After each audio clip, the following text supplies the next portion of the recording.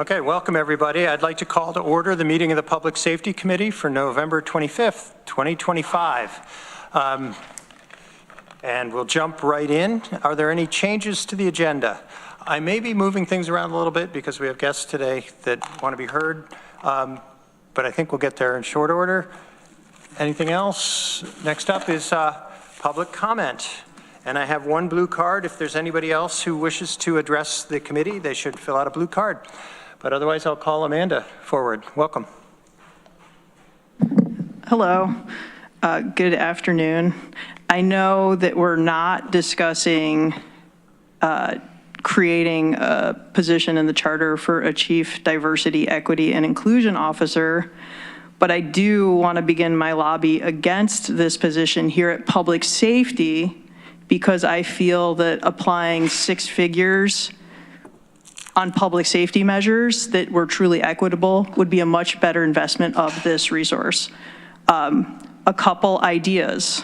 Having the Sheriff's Department do a taillight clinic and having them just replace taillight bulbs for residents of Tompkins County.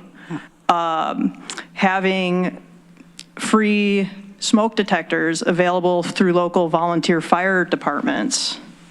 Providing magnets or other useful kitchen gadgetry that has the emergency number and the non-emergency number and how to tell the difference. Making really simple resources available to anybody who asked. I don't know if there's room in those funds to maybe provide free helmets to kids for bicycling or even adults who need them. Car seats, I know they're a little expensive, and I know that somebody who needs one would greatly benefit from having a law enforcement person help them make sure it was installed properly.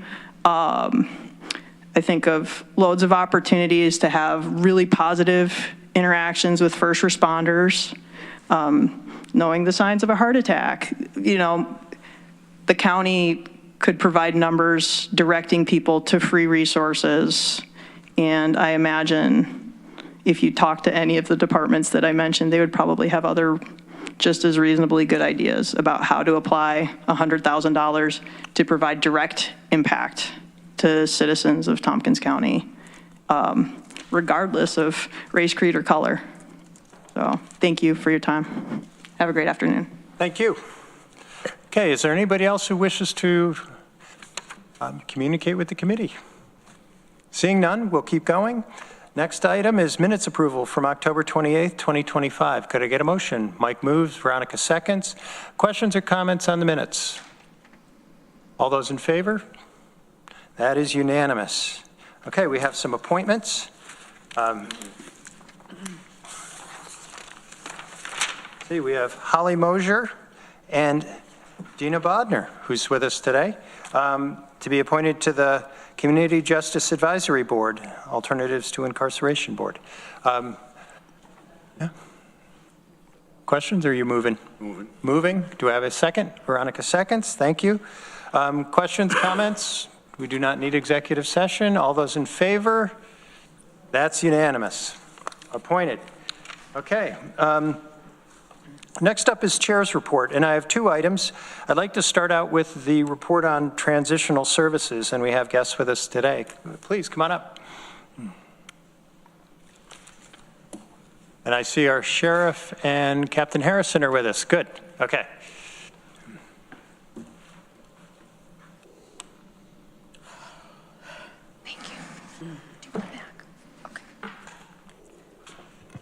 Welcome to the Public Safety Committee. And this came out of a discussion we had at the CJATI meeting about a program or a practice, I guess more is a better description, that was in place for several years, but we stopped for reasons that I'm not entirely clear about. And Dina, please.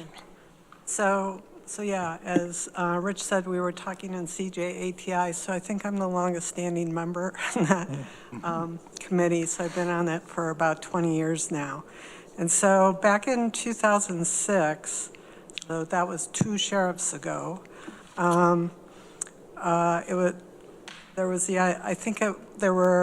jail was much more full then. We had board outs. There were a a lot of challenges. And so the idea was born to have a community reentry program.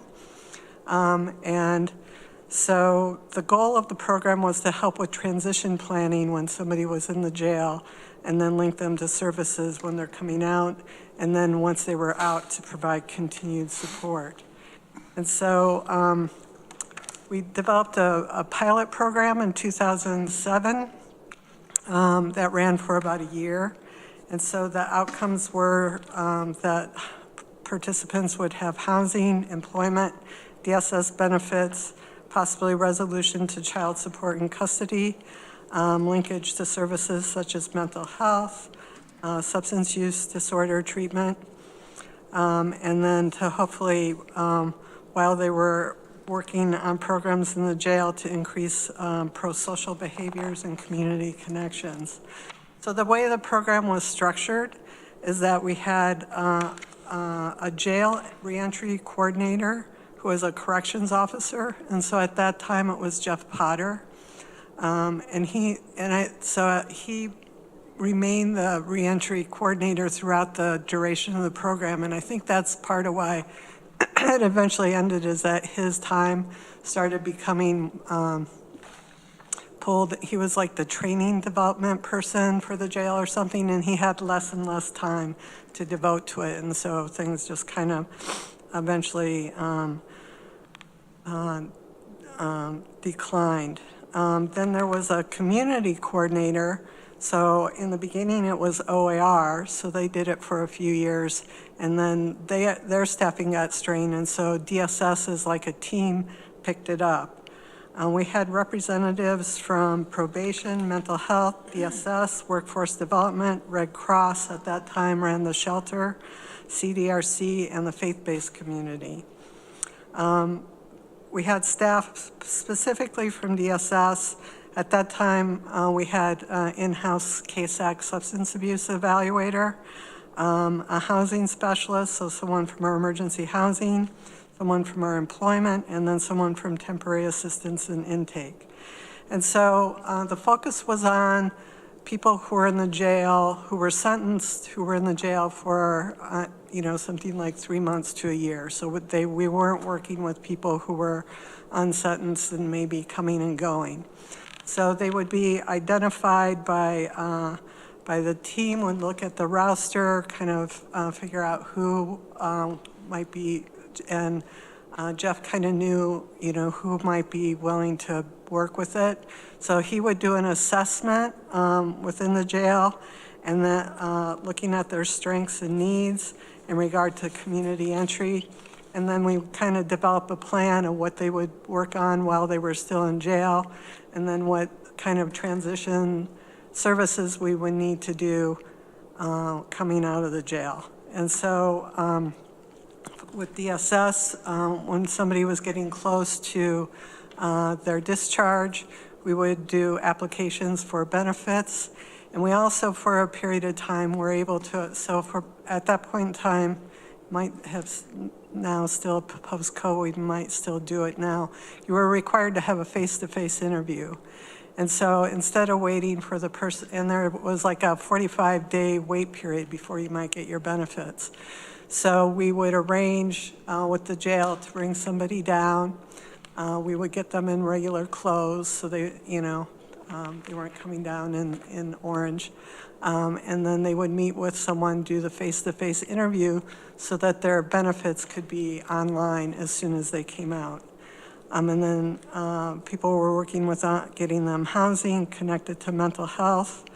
And then afterwards, the community coordinator would continue to follow up with them and make sure they were engaging in services. So that's the basic structure of the program. It kind of changed over time, so this is what it was like. This is my notes from 2008. So at that time I was program development specialist, so what I do is help get programs going, and then I let them go on their merry way. So I wasn't keeping too close of track of how things went over time. I think Jeff was the one kind of keeping track of data and that sort of thing. But like I said, staffing changes, pressures on Jeff's job. I know our staff who were going to the jail changed over time. OAR had, everybody had staffing changes, and so I think that was ultimately the pressure that kind of led to it ending. And then, of course, COVID hit, and so whatever we had, remnants we might have had left, got totally derailed. Okay. Any questions? Yes. It seems like we're doing some of that with Marie Boyer's work in the jail. Yep. But what you talked about with getting the paperwork all done ahead of time so that we don't have gaps, that seems to be really valuable because you have so many people that come out of the jail and are suddenly homeless, and maybe they are eligible for treatment, but they're waiting, and it seems like there's a real problem with overdoses in that gap. Yeah. And this might help address some of that. And so I was hoping we could have some conversation about if we could add that function to our existing services, and maybe more, but that particularly was, I thought, really interesting. Veronica. Could someone, I don't know who, give a similar overview of what services there are now in 2025? Well, I think what's happening is Marie Boyer is trying to connect people to services, but they're not getting connected and doing the paperwork and applying while they're in the jail. They're doing it when they come out. And are you talking about DSS services specifically? She's addressing more broad services, but certainly DSS services too. Shauna. I believe OAR is in fact doing that work with people that are currently staying in our jail. Are they filling out the paperwork? I believe so.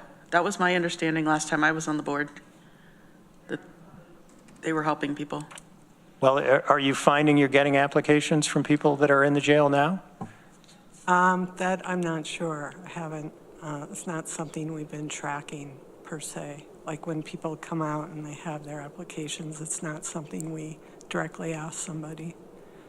Yeah, I think whenever I was on the board at OAR, and Reach Medical was also working with OAR, they were making sure that people had benefits whenever they came out. They were also equipping them, and I think Derek was working with them as well, to make sure they had Suboxone, Narcan, the things that they needed, even like socks, just like basic clothing things that were being issued, so that whenever they were released, they didn't just walk out with nothing.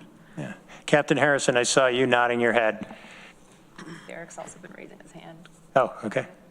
No, that's okay. Lauren can jump in. She's probably going to say the same thing I was going to. Yeah, absolutely. We do provide those services currently with Marie Boyer coming in. She assists with setting up any appointments that they may need once they're released.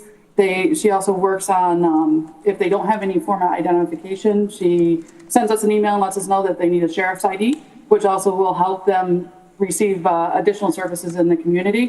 When it comes to the medication, such as substance use medication and release, we're mandated by the Medication Assisted Treatment Act that is put in place for county jails. And prior to any release for any individual that is on the program, they have to receive those services ahead of time. They are also released with 7 days of their prescription too. It's a bridging prescription. They actually walk out the door with it so that it hopefully will reduce the potential of an overdose, as well as trying to get into Reach or CARS. The time period that they have, 7 days, will hopefully get them to when they can actually get back out to the OTP or Reach for additional prescriptions for their substance use disorder.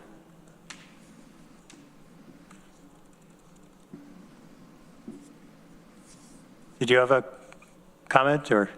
I was just, so those pieces, but it's still not DSS benefits. So if there was a resurrection of us working more closely with that piece of it, we can do that. I don't know.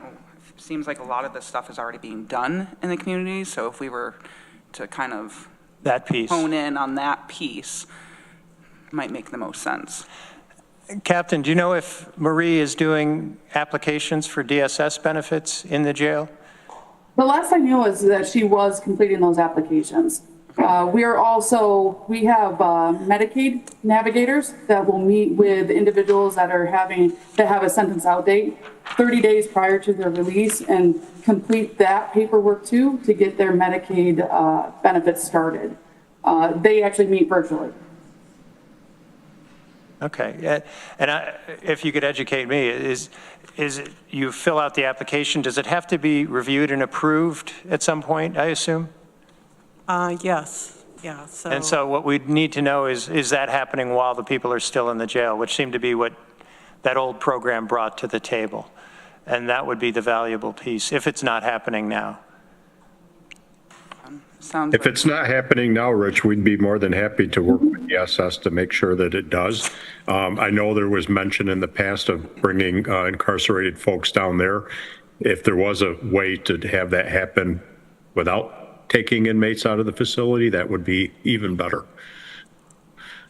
Yeah, certainly that's a fair amount of manpower and womanpower to be transporting. So, yeah, if it could happen in the jail, that would be more efficient, I would think. But, yeah, and safer. Okay, so it sounds like we have a little homework here to do to find out if it sounds like the applications are getting filled out. Are they being reviewed and approved while the inmate is still in the jail? Yeah, Shauna. So just to confirm, they can't be approved while they're receiving services in our jail. They have to actually be released in order to be accepted and approved by Medicaid, because it would be a double billing situation. Okay. Can it be approved so that there's a seamless handover? Because it sounds like that's what was happening before. Yes. Yeah. I know specifically with the Medicaid, they fill out the applications and then as soon as they're released, that's when they go into effect. Okay. All right. Well, more to learn here, but this is good thing. Veronica. Yes, at the risk of being extra, I'd love to be able to hear from Marie Boyer and from, I mean, my ideal would be a meeting in the same room, like Captain Harrison, Marie Boyer, someone from DSS, someone from OAR, anyone else appropriate, maybe someone who recently left the jail, maybe someone who left in 2008, and that would be hard to track down. That was a long time ago. So that we could ask these questions and presumably the people with the answers to all the pieces would be in the same place. And I don't know, that might not make sense to have at a public safety committee meeting, but I'd love to hear back, like a report back later to this committee at some point. Yeah, I'd invited Marie to this meeting, but obviously she didn't make it. But I agree with you, that would make sense. And it doesn't have to be in meeting, but why don't we try to have an offline conversation and make sure Marie's involved and see if there is anything further that can be done here. It sounds like we're doing a lot of it, but make sure taking advantage of that. So good, thank you. Okay. Anything further from the committee? No? All right, let's keep going. The other part of the chair's report is I wanted to talk about our December meeting. We have addressed the issues that were raised on our priorities for 2026, and I don't have anything concrete that I think we need to address that would take a lot of time at our last meeting, but we're certainly going to see a fair amount of transition in public safety, and what I thought would be perhaps useful to the committee going forward is if we could have holiday wishes, and that we put our brains to work starting now, and when we have our December meeting, 3, maybe 4 or 5 wishes that you'd like to see going forward in our public safety system. And they can be really pretty much anything, but I would say be as specific as possible, and I'd love to get it from all the departments, and the committee members. So the theme is holiday wishes. That's what I'm thinking. And as an example, say I would put a wish down that New York State would do something to expand the financing options for ambulance service. That would be a real public safety benefit I would like to see New York State do. But it really can be anything.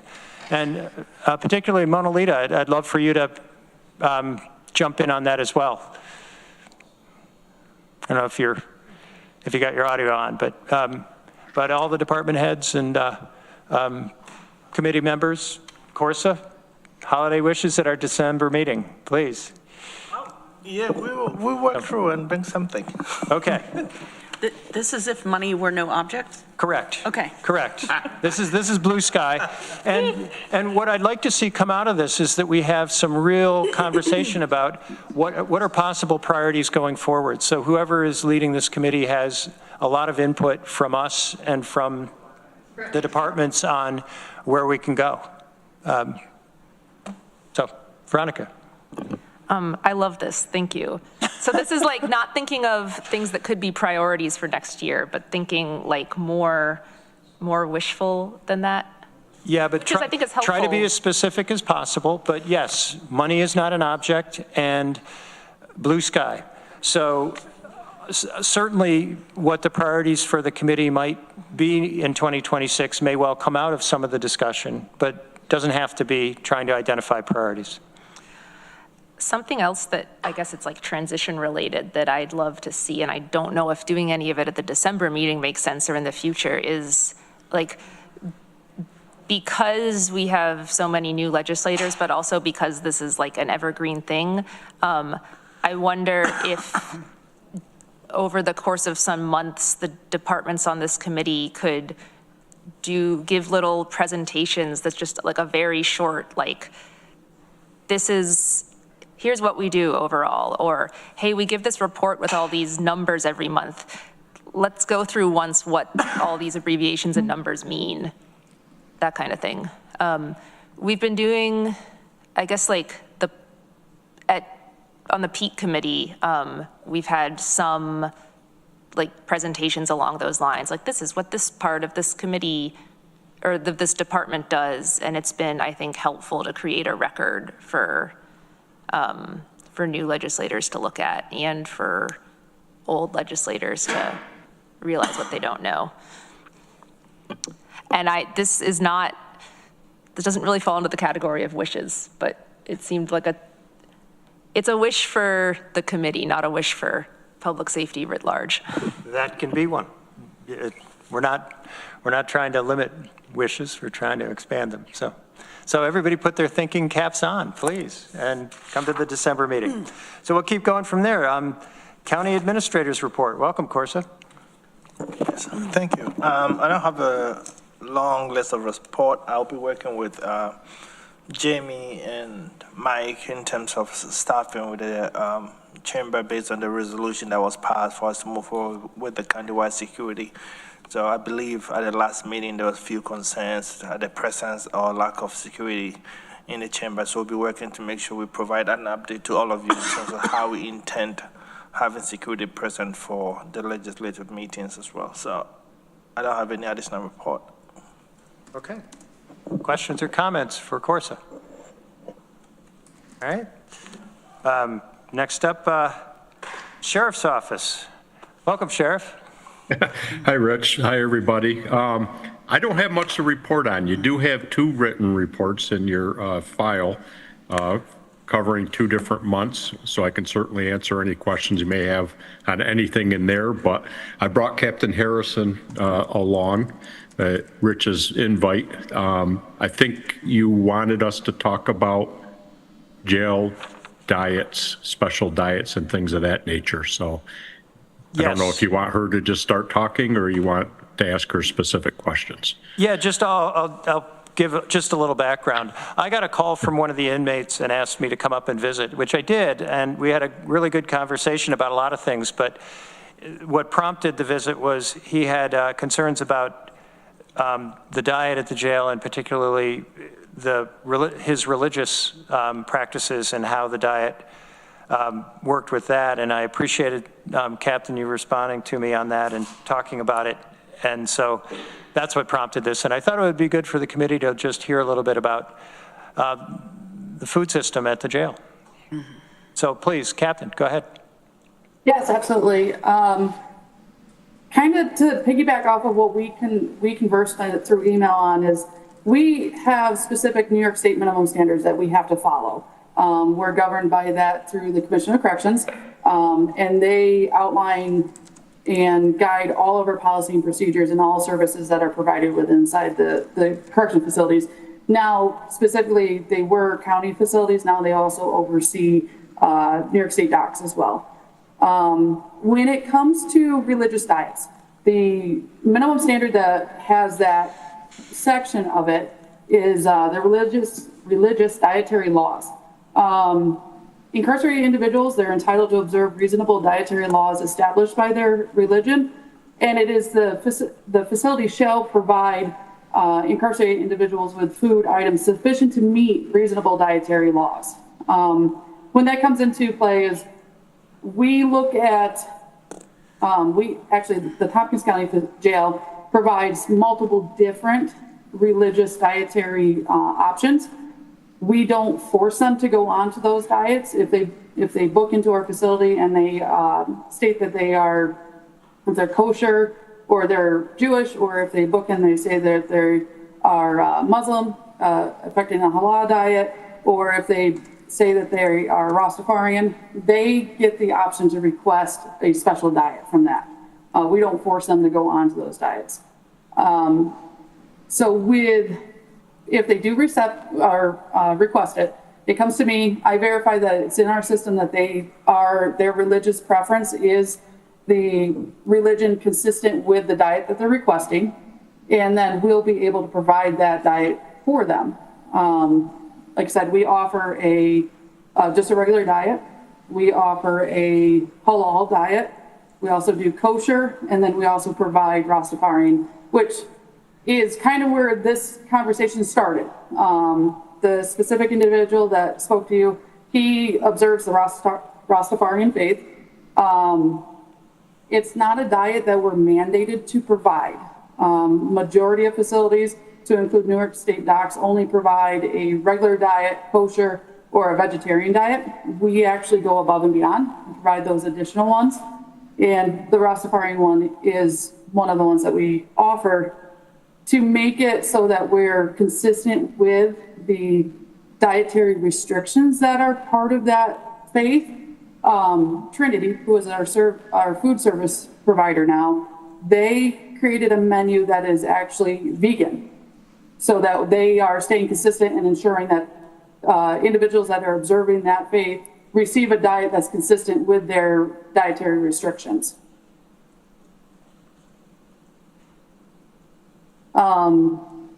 As I think we kind of went into also, not only they provide that, but what Trinity also does for us is they create all of the menus that are used. I think they are in 32 other county facilities in the state of New York.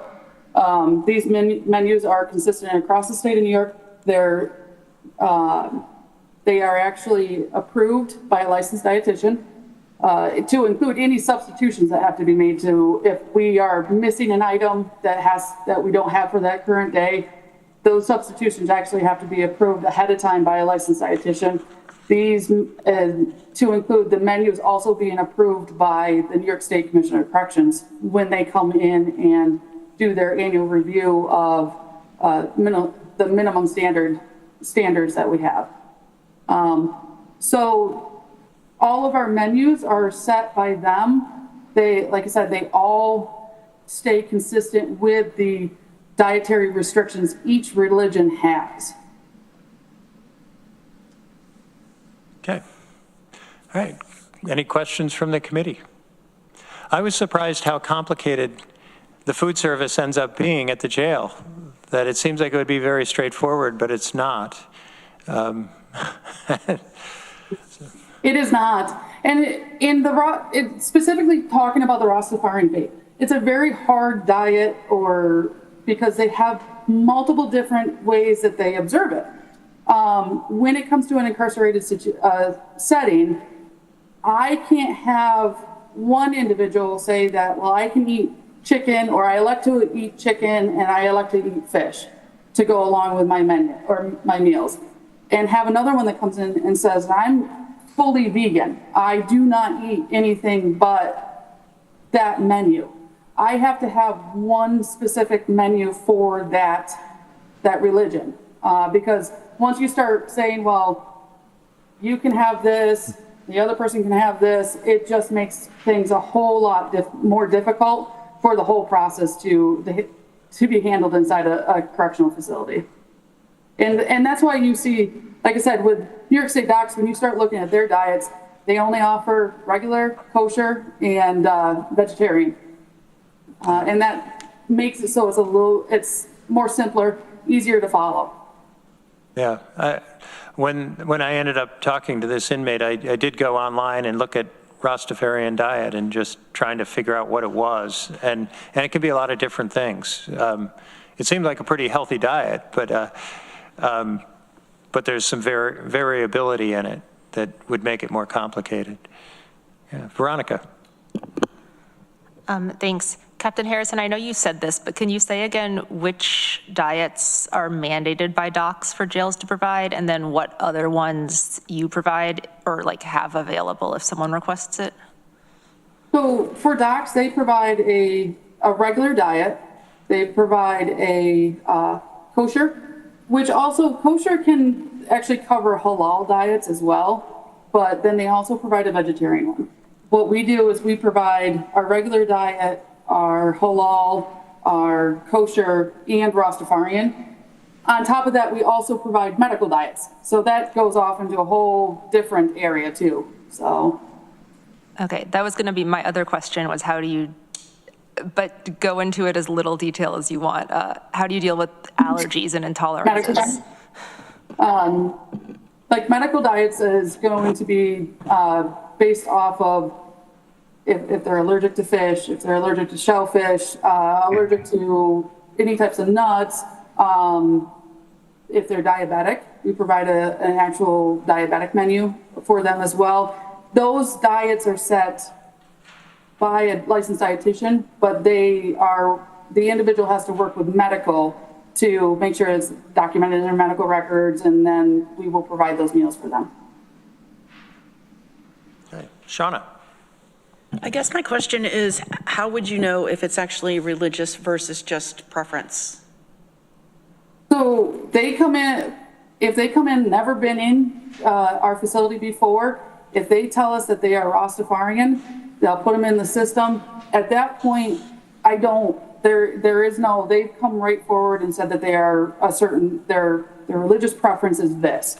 Now, if they have come back multiple times, and they were Christian the first time they booked in, all the way up to the 5th time they booked in, but now that they're booking in and they said they were Christian, and then in the middle of their incarceration, they say, well, I want to switch and I want to receive a kosher meal. At that point, there's a whole nother minimum standard that we have to follow, and that's for the change of religion.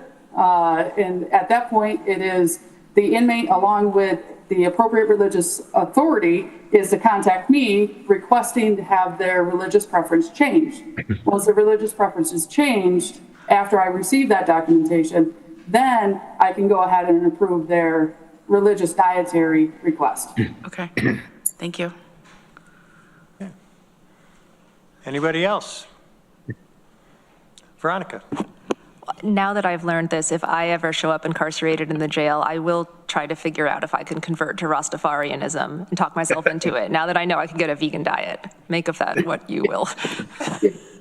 It is I will admit that the vegan diet is an extremely difficult diet to follow in an incarcerated or institutional setting, to be able to provide different options. It really does limit what we are able to provide. But our cooks that we have that work here, they are outstanding. They take what is actually on the menu, and that vegan patty that usually is part of the menu, and they will incorporate it into other items so that it's not the same thing every day. They can actually change it so that it's more consistent with the meal that everyone else is receiving, but it still meets the vegan restriction. And it's good you have forewarning so you can plan for Veronica's arrival. Yeah. What do I not know? Anyway, that's helpful. Thank you for doing that, and I appreciate just the information. So, and I apologize. That was a joke, Veronica. Okay. All right. And Sheriff, I wanted to note your pancake breakfast that you put on, and I apologize I didn't make it out this year, but that is a nice event, and I saw the note in there from Sharon Bowman about it. Yeah, thank you. Okay, is there anything else for the sheriff? We're good? Okay, let's keep moving. We have the district attorney with us today. Welcome, Matt. Thanks, Rich. I have some good news and some bad news. The good news is we finally got the notification from DCJS about the grant funding, the main grant funding that we normally get every year. It's been very late this year in coming, but we typically get the aid to prosecution grant. Last year that was $208. This year it's $212. I don't know why the $4,000 extra, but I'm sure you won't turn it away. There's also the Discovery Reform Grant that we use, as well as Probation, Doer, that covers additional expenses that came about as a result of the Discovery Reform. Last year that was $258, this year it was $304. So I don't think anybody knew that it was going to be more this year, but again, nobody's going to complain about it. That's the good news. The bad news is that we were approved for a victim advocate grant, but I got notified a few weeks ago that there was an issue with the bid process for that grant, and that no one who was supposed to get those grant funds from the Office of Victim Services in New York State for the upcoming fiscal year is going to get them. So I've had a webinar a few weeks ago, right after that came out, where we're trying to figure out if there's alternate ways to make it happen. Last I heard is that maybe for the next year, this is supposed to be a 3-year grant, but for the next year, maybe there is a way to get the funding. So we're just kind of in limbo at this point, but that would have been a really valuable and important addition to the office. So disappointed about that, and hoping that it's going to get resolved in a way that allows us to fill that position.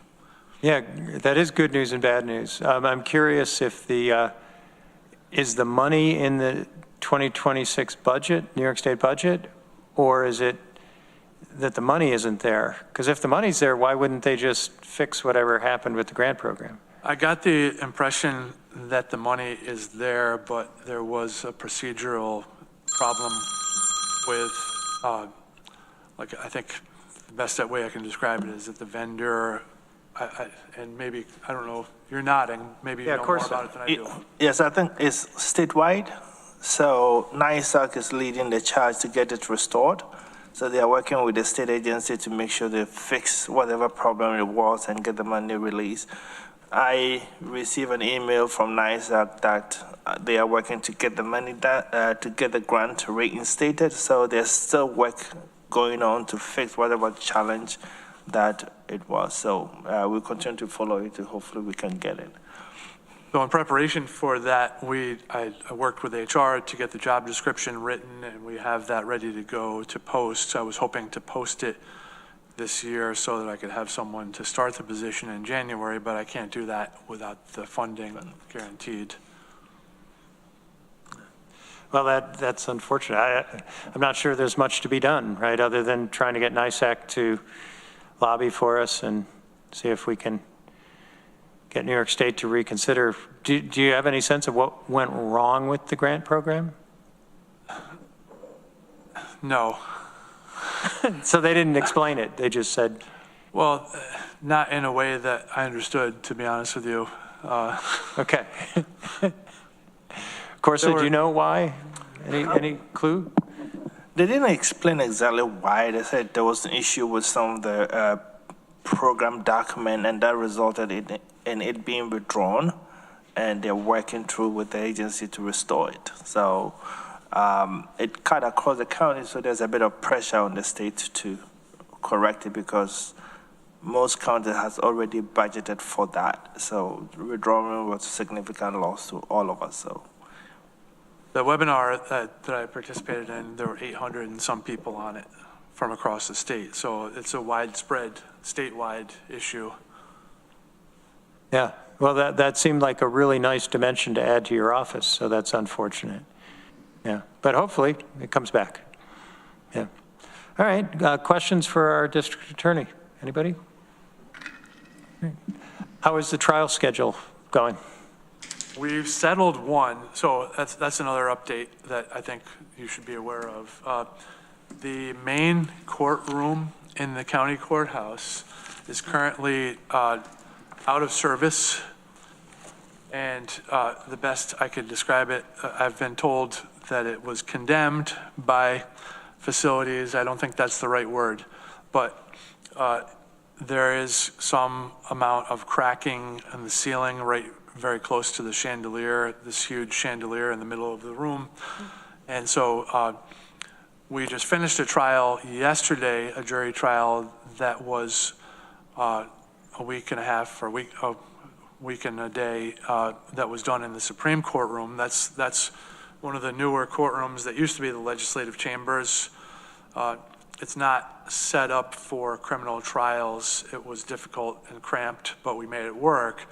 It's more for civil trials where there's 6 jurors as opposed to 12 jurors, and we had 3 alternates, so it was very difficult, but we made that work. But I haven't heard any updates as far as whether the main courtroom will be fixed anytime soon.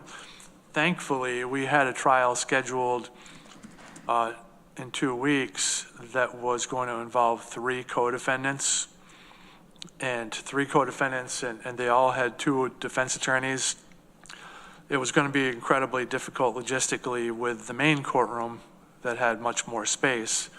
It would have been impossible to do that trial in the Supreme Court room, but thankfully that settled.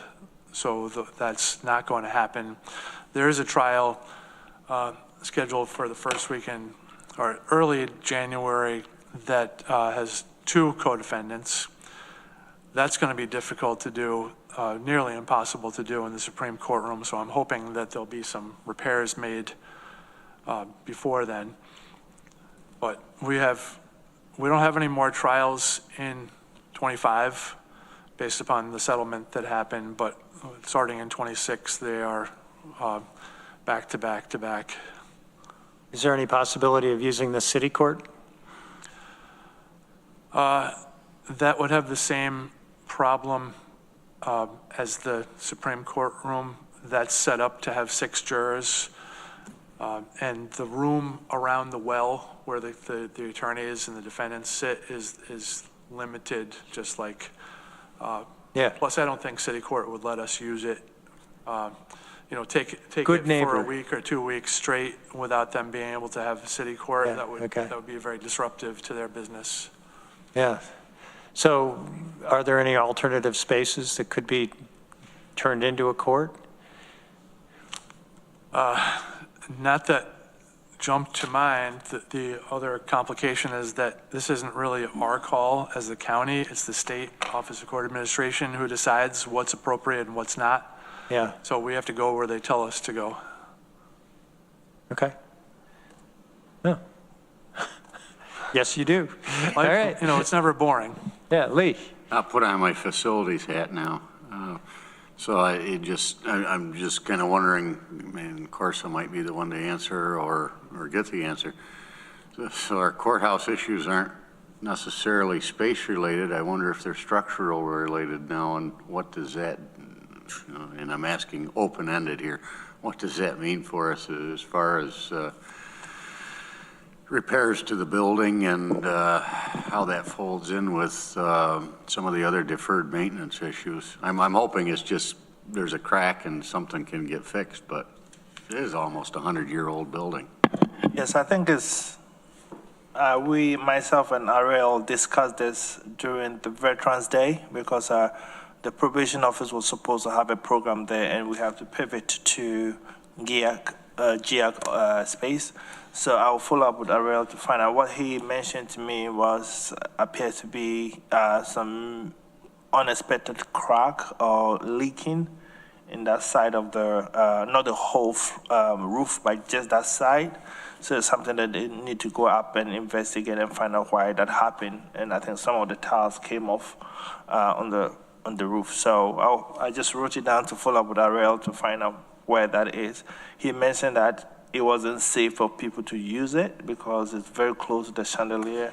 So they will need to go up and check exactly what it is. So I need to check with him and find out if they have looked into it and how long it would take to fix it. And the roof is on our list of projects. So. Yeah, it is on our existing project. The good thing is that the state court system reimburses us for any major work done on that building. Eventually, when we have space and DA's office and also county clerk's office leave, they will be fully responsible for the cost, but it will still be county assets, so it will still be on our books. We'll still be responsible for fixing it and seeking the reimbursement. So I'll check in and find out where we are and make sure we do it. As far as I know, and as far as I've been told, the leak was replaced not too long ago, so they are not anticipating a wider.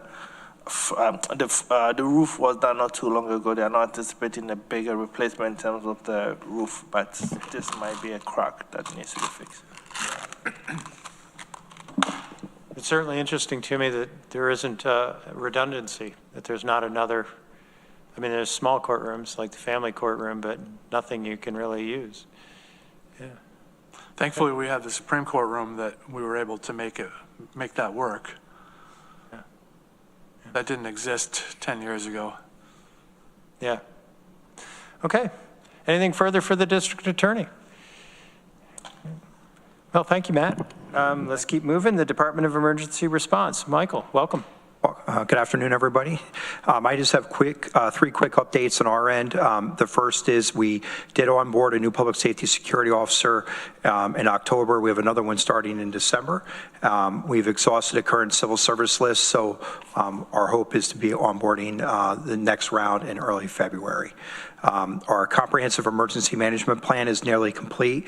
As you may recall, we did have a grant to commission Tetra Tech to help us with that, and the consultant that we're working with had a family emergency that set us back about a month and a half, but our goal is, rather than being done by the end of the year, hopefully we'll be done in January.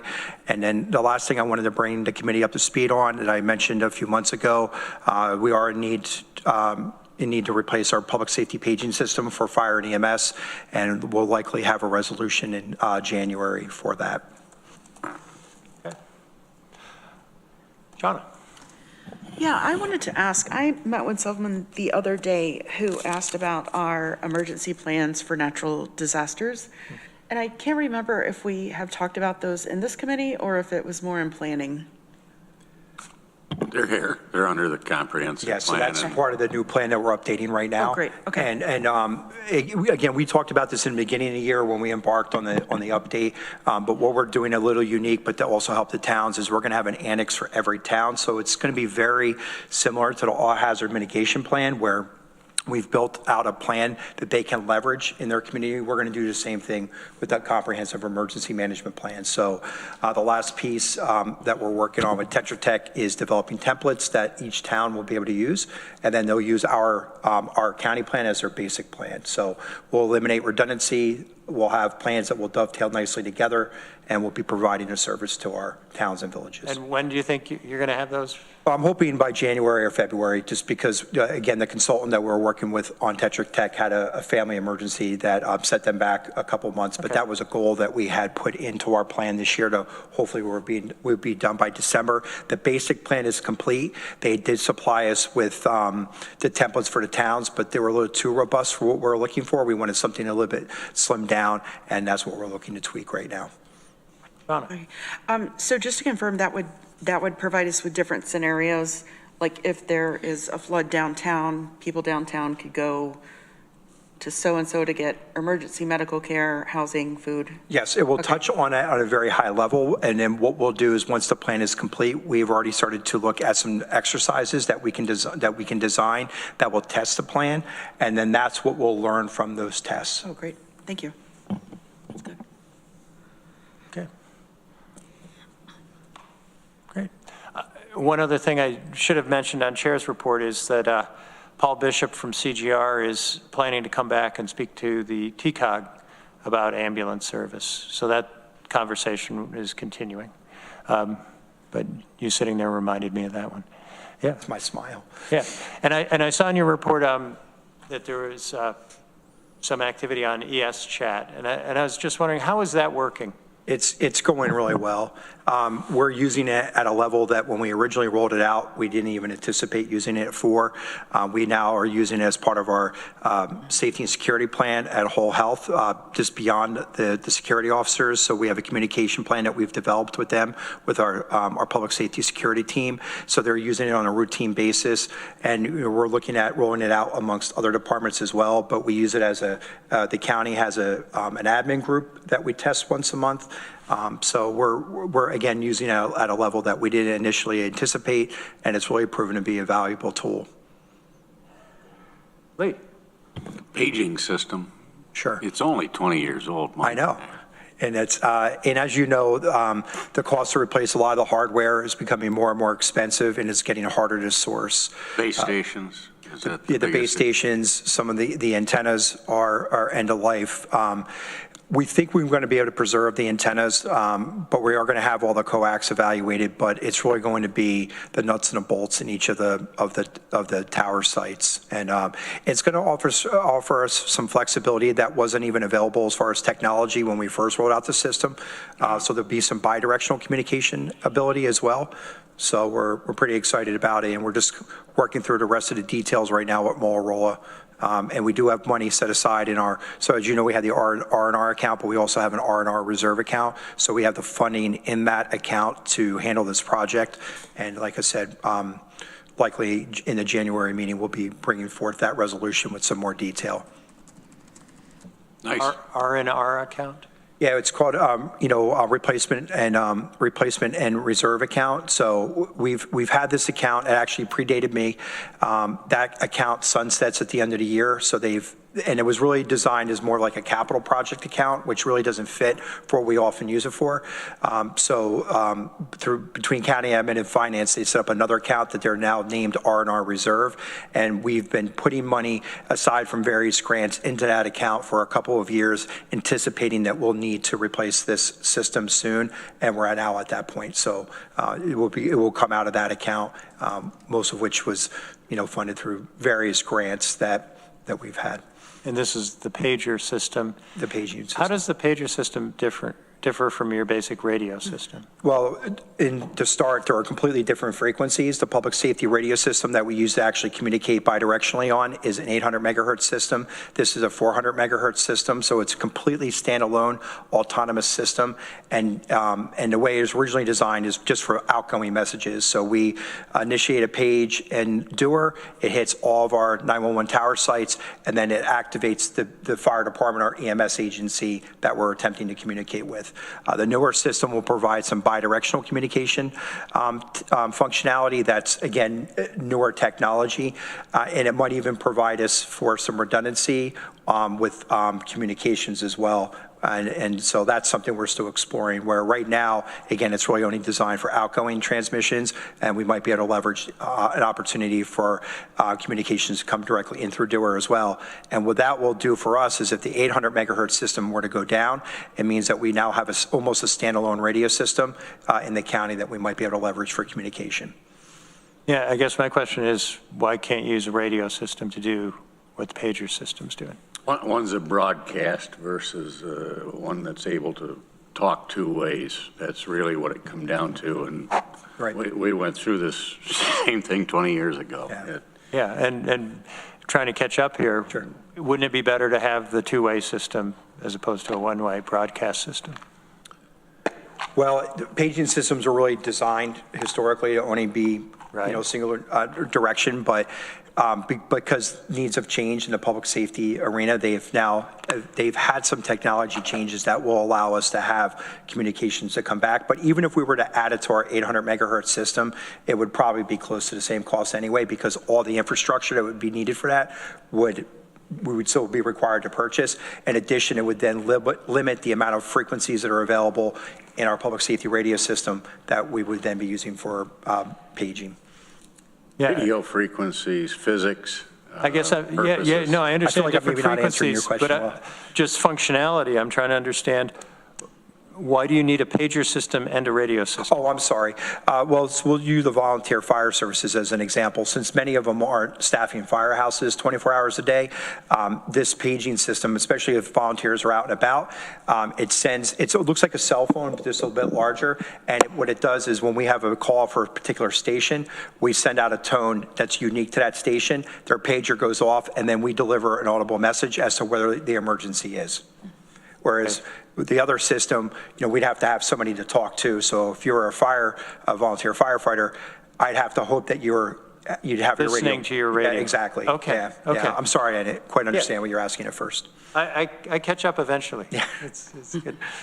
When you hear me make noise down here in the middle of a meeting, there's one dispatcher sending to 90 people on this activated pager. You're right. And with the radio, it's one on the other end communicating back to one on that end, or a handful, and then dividing it up into different groups that are monitoring conversations and communicating separately. So that's the complexity of the 800 megahertz system, is that you're trying to accommodate multiple conversations versus putting out one county-wide page that accesses a limited or a larger number of people. Okay. Two really, they're both communications, voice communications, but they're two separate type functions and purposes. Yeah. Okay. Thank you. Thank you. Okay. This is because we had to go through the $20 million capital project and answer this in hundreds of meetings. Yeah. Yeah. So it's still ingrained. I'm sure it is. Okay, anything further for Department of Emergency Response? Okay, we're zipping along. Next up is Department of Probation and Community Justice. I'm looking for Dan. I don't see him on screen. Is there somebody here from Probation? All right, you know what? Maybe we'll come back. Why don't we, I'm looking for Lance from Assigned Counsel. Short meeting. We might have a shorter meeting than we anticipated. Did get a chance to look at the reports from Probation. It seems like steady state, that they're supervising roughly the same number of people on the same percentages. Yeah,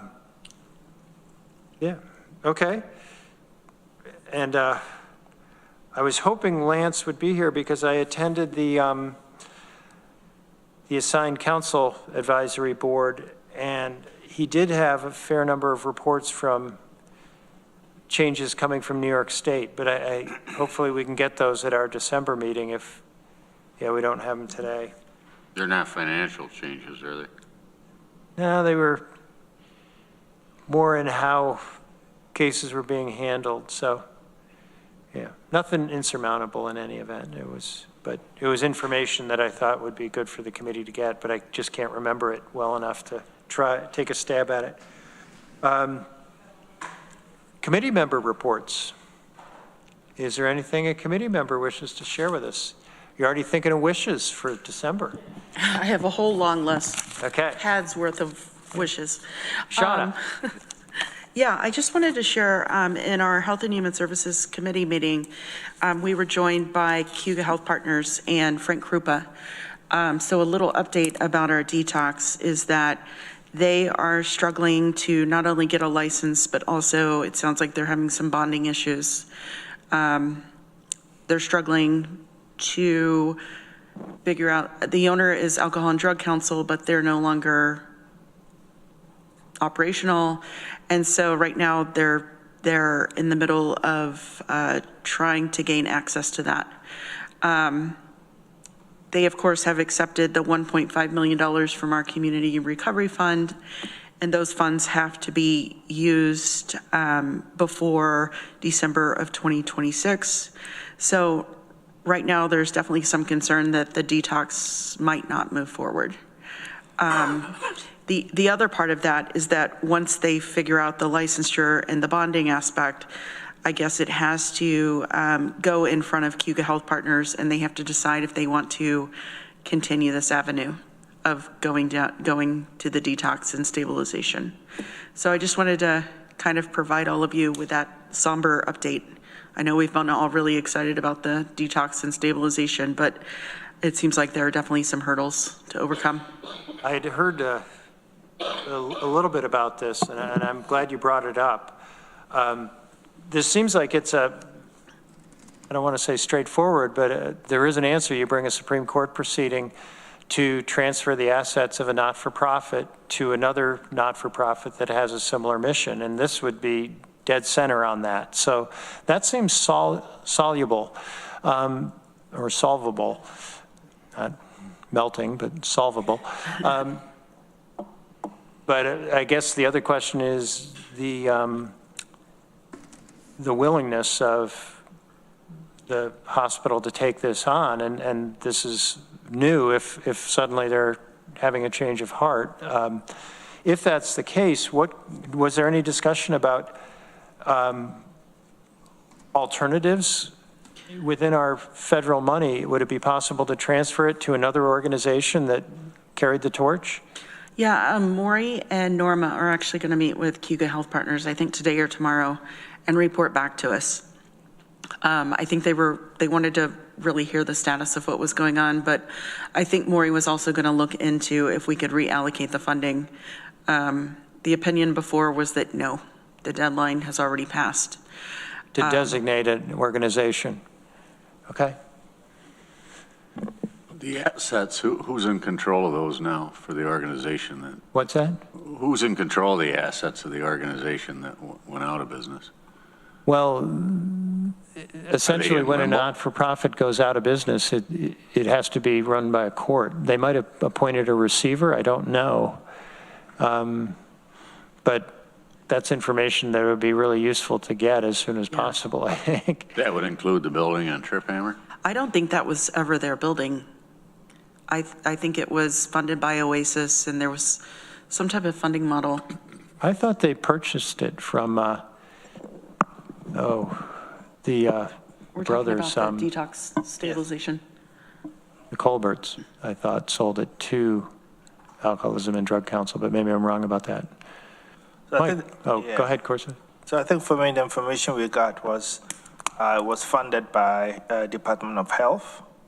And now, because they've gone under, they're trying to figure out who will be responsible for paying up the bond. So I met with the governor representative today.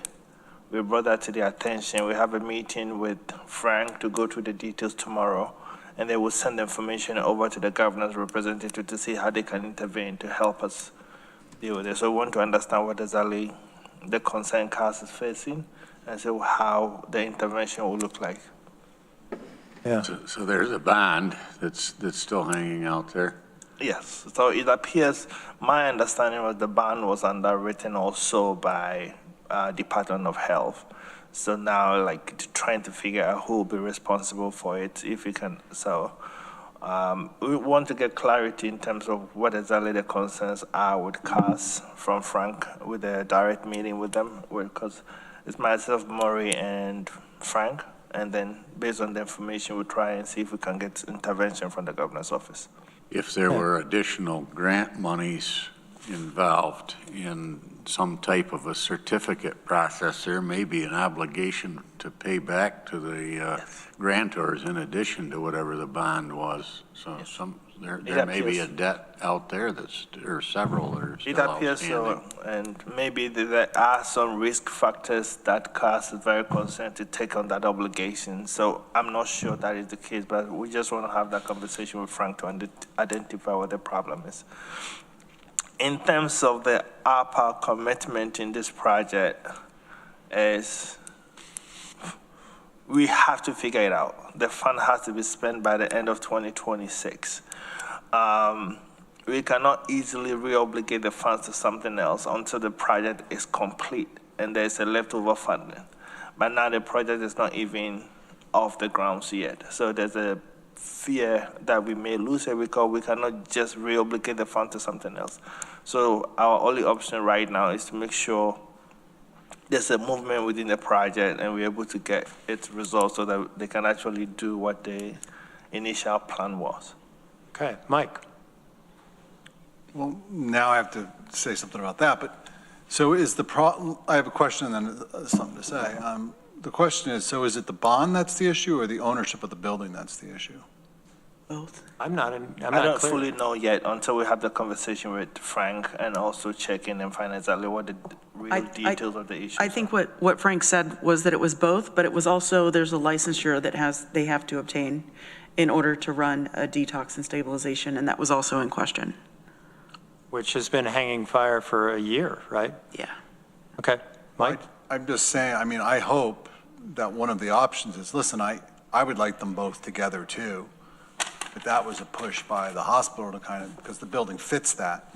If you need to separate them out and just do the mental health stabilization unit and put that somewhere else, okay, that completes what we've kind of allocated money for. We didn't allocate money for the detox center. I think you need one in this county, and I would certainly advocate for them to being together, but, take half the loaf if you have to. I think that was the business model that worked, though. Is to keep them together? Yeah, if the alternative is we get nothing, and we've lost a big source of federal revenue, and we can't help people who really need mental health, crisis stabilization, and detox, and/or that seems to be a really poor outcome. I guess we need to stay tuned, and hopefully there's some better answers and we could develop a through path. This is something where I hope that the legislature would be pretty proactive to try to figure out how do we do this, because it has been such a long game we've been playing to try to get to the point of opening the doors here and helping these people. It's, I don't want to say infuriating because I don't really understand it yet, but I think we're headed in that direction. So hopefully there's some more concrete news and actionable news. Yeah, Veronica. What, if anything, are Cayuga Health Partners, or I don't know, Cayuga, whatever entity, what have they committed to at this point, or are they accountable for? Is it anything, or could they just say, this is too much, we don't want to do it anymore without any, okay, Shauna's nodding and shaking her head in all the places I was hoping not to, so thanks. Yeah, again, I don't want to be unfair to the Cayuga Health System, but this does seem to be a crisis that we could lose in lots of different directions very quickly. So, yeah, okay. Whatever information we get, I'll share it with all of you to keep you in the loop as well. Are there any other committee member reports that aren't so grim? Okay, Veronica. Just for the lightness, I attended the College Initiative Upstate graduation ceremony last week, and it was wonderful. I did see Dan Cornell there too, and it was just as moving and powerful as Rich promised.